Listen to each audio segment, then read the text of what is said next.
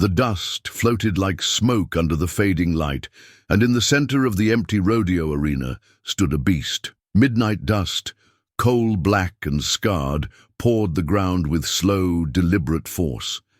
His breath steamed in the cool air, his eyes locked on the gate as if waiting, not angry, not afraid, just ready.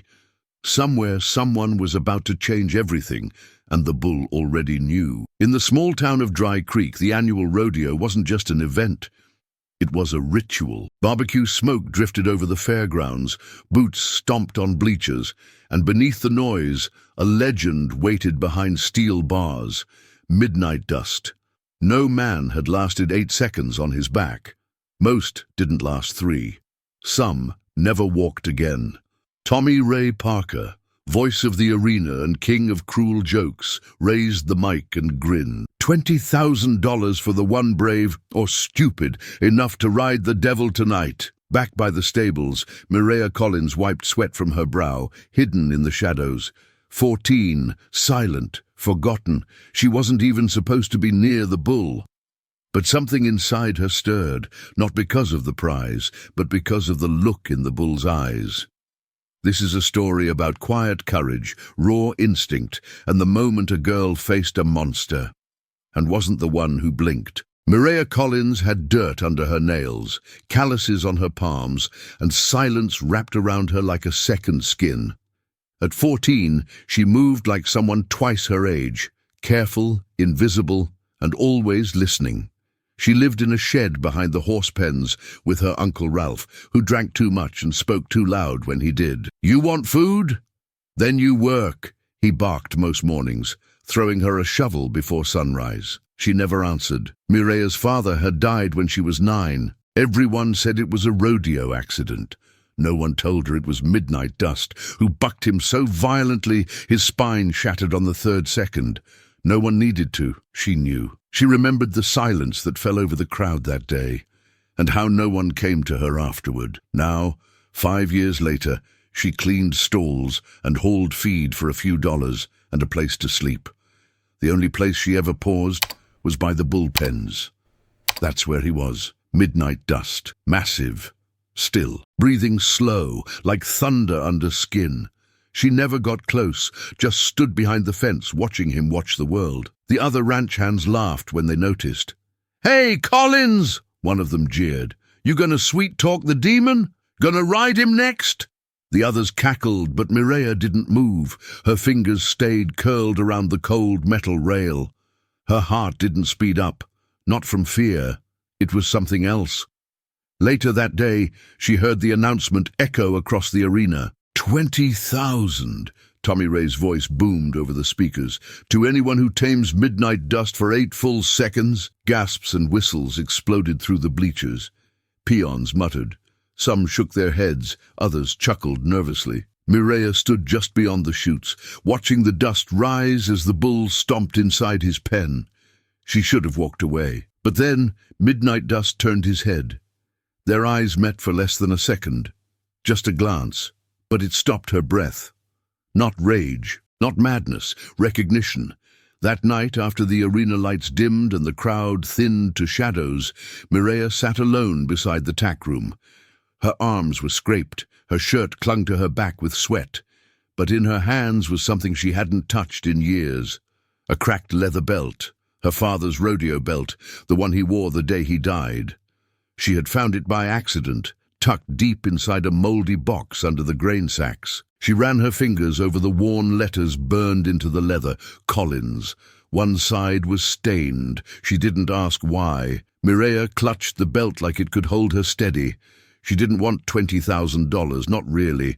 What she wanted was simpler, sharper, to matter, to be seen, to rewrite the last thing her father ever did. But as soon as she stood and walked back toward the arena fence, the voice of her uncle came slicing through the dark. "The hell are you doing out here?" Ralph's boots scraped the gravel behind her.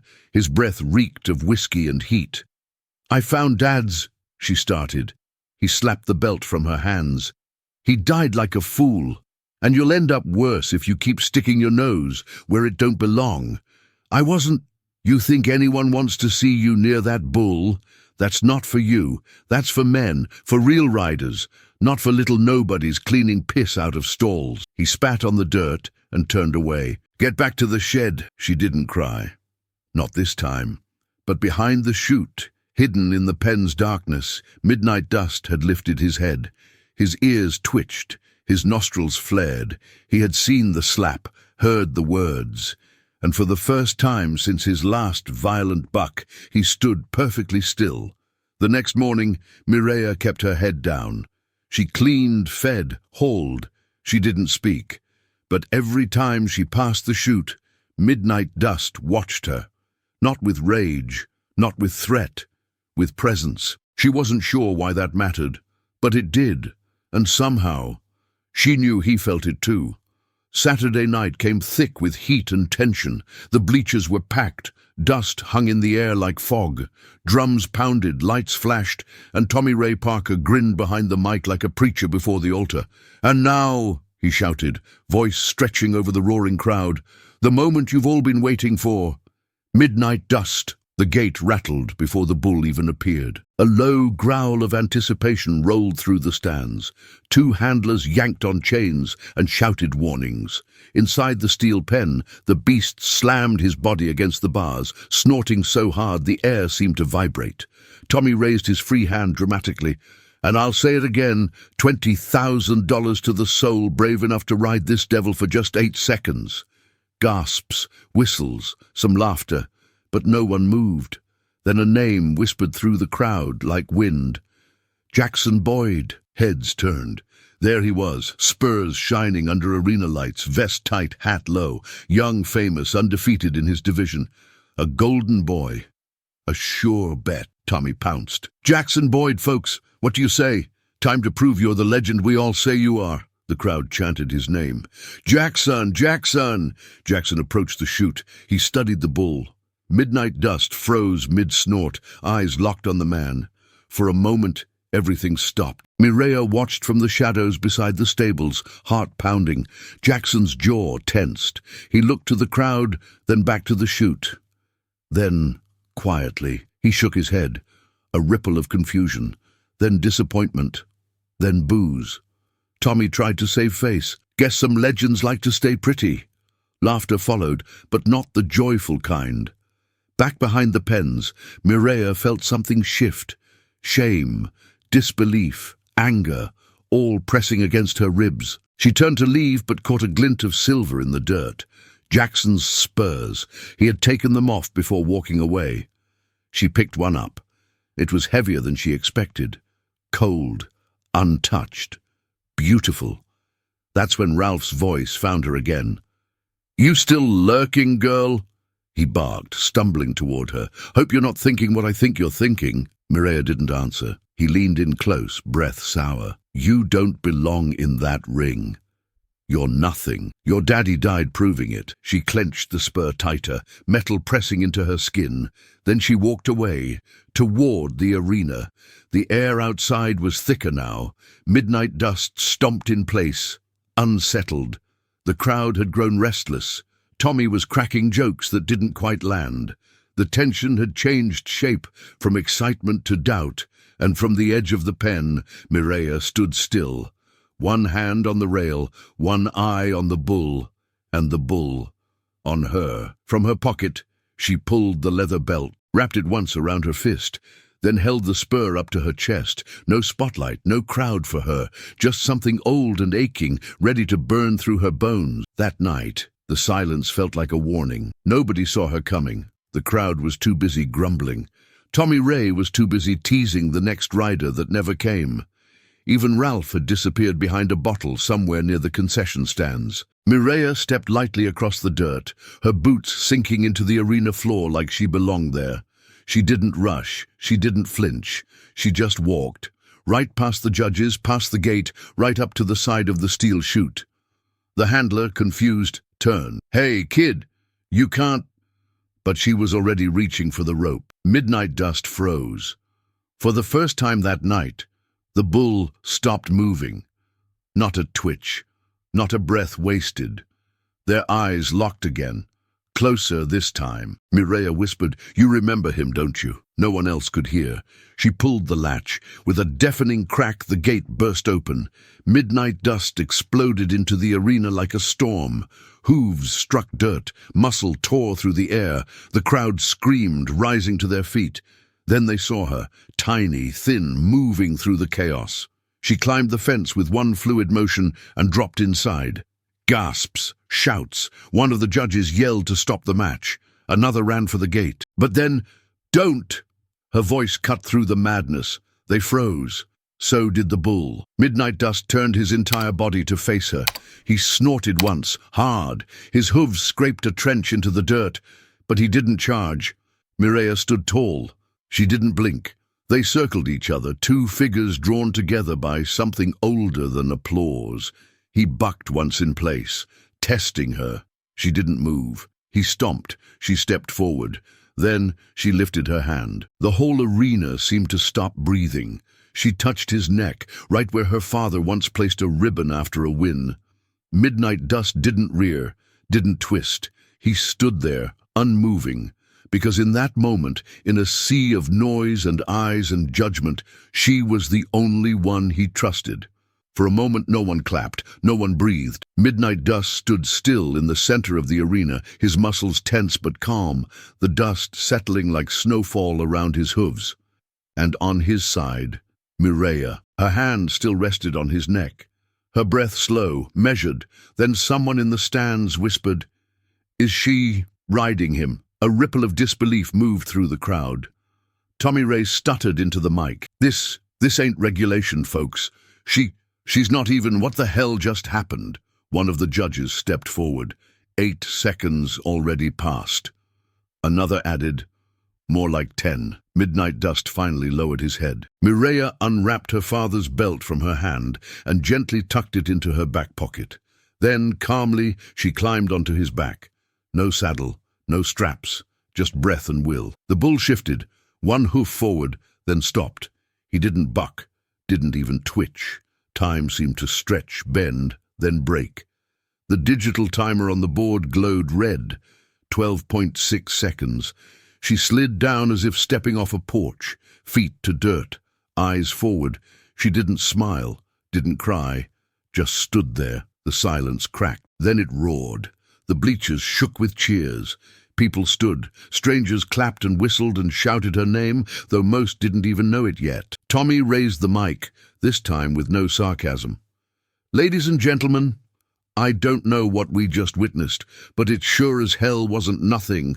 Back at the gate, one of the handlers whispered, "He's never done that. Not with anyone." Another added, "She calmed the storm." But just outside the arena, a different kind of storm was building, and it had nothing to do with hooves or horns. Ralph Collins staggered toward the fence, red-faced and drunk, anger bubbling in his eyes. He pushed through the onlookers and grabbed the gate with both hands. "You think this makes you somebody?" he yelled. "You think this erases what you are?" Mireia turned slowly. Her body was still, but her eyes steady as stone. "She's just a damn kid," Ralph shouted toward the crowd. "And that bull? It killed her father. Don't none of you remember that?" A hush swept over the stands. Mireia didn't flinch. "I remember," she said. "Every day." "You want to follow him into the grave?" Ralph barked, now inside the arena. "You think this makes you strong?" He lunged toward her. And that's when Midnight Dust moved, fast, faster than anyone thought possible for something so massive. He planted himself between Ralph and the girl, nostrils flaring, head lowered. A deep, guttural growl vibrated from his chest. The crowd gasped. Ralph stopped cold. Midnight Dust didn't charge. He didn't need to. Just one step forward, and Ralph backed away.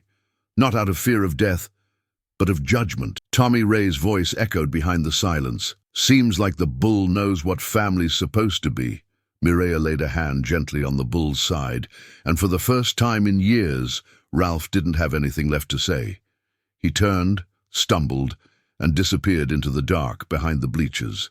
The threat was gone. But Mireia knew in her bones They still weren't done. The arena hadn't settled. The crowd, still buzzing with what they'd witnessed, fell quiet again when Tommy Ray raised the mic. His voice wasn't mocking now.